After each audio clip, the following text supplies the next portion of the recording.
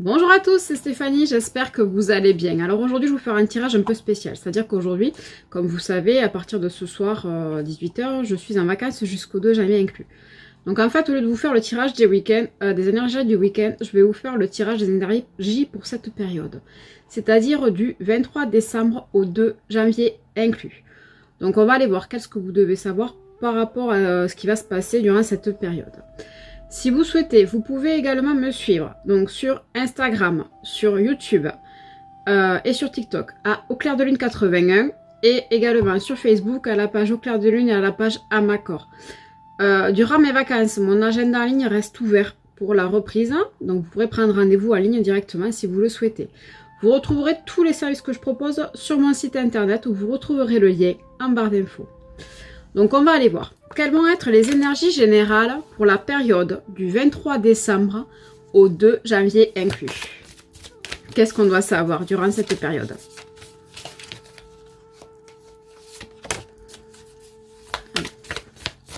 J'espère que vous allez tous très très bien.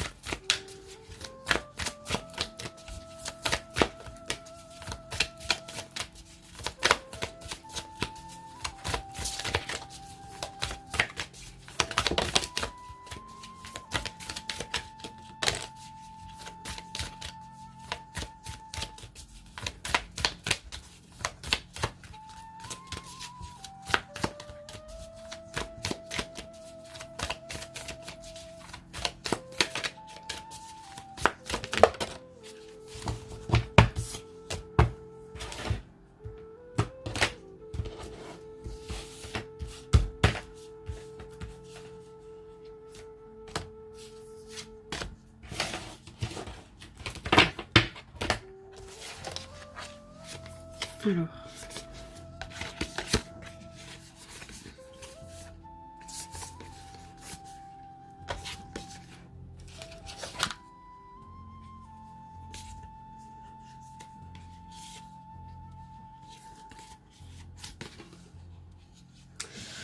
Alors, on vous signifie qu'en ce moment, vous êtes en train d'apprendre le respect. Donc, ça veut dire que durant cette période, vous allez apprendre, faire une sorte de leçon en lien avec tout ce qui est le respect. Donc, le respect de soi, le respect des autres, le respect de qui vous êtes, etc. etc. Donc, ça veut dire que vous allez avoir cette notion-là à travailler durant cette période de fête de fin d'année.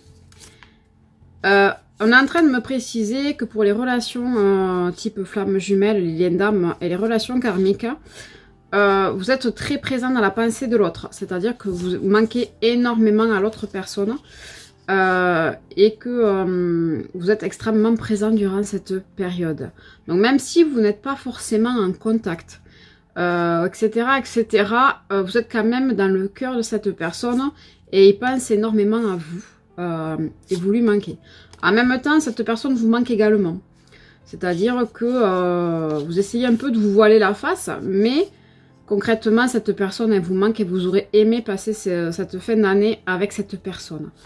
Donc voilà. Mais vous allez essayer de combattre votre souffrance en essayant d'esquiver d'y penser. Il y a vraiment cette forme d'illusion, c'est-à-dire d'essayer de fuir, de se fuir un petit peu, de fuir ce qu'on peut ressentir à l'intérieur, de se voiler un petit peu la face pour éviter de souffrir trop.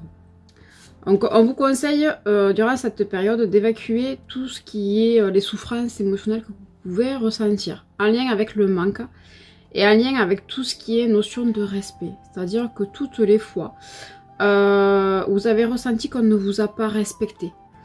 Vous n'êtes pas obligé de vous auto-flageller, parce qu'il s'est passé ce genre de choses. À ce moment-là, vous n'en avez pas forcément conscience, que vous attirez à vous ces situations-là et que c'était le respect vis-à-vis de vous-même. On vous précise également que vous serez amené durant cette semaine à poser des limites. C'est-à-dire à mettre des points sur les i et des barres sur des t à tout ce qui vous manque de respect. C'est-à-dire que ça peut être très anodin, mais on vous demande également de vous affirmer et de dire la limite, de savoir dire stop ou non et qu'on vous respecte votre choix. Vous êtes autant légitime que les autres. Et vous avez totalement droit au respect. Donc voilà. Alors durant cette période, voilà, vous allez apprendre tout ce qui a un rapport avec le respect de vous-même, le respect des autres, le fait de vous faire respecter, le fait de savoir poser des limites. C'est pas parce que vous dites non que les personnes vont mal le prendre. Sur le coup, oui, ça peut leur faire bizarre.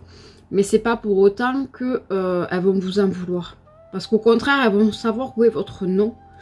Et elles respecteront ce que vous dites. Donc ça va pas faire de vous une mauvaise personne parce que vous dites non, moi je veux pas ça.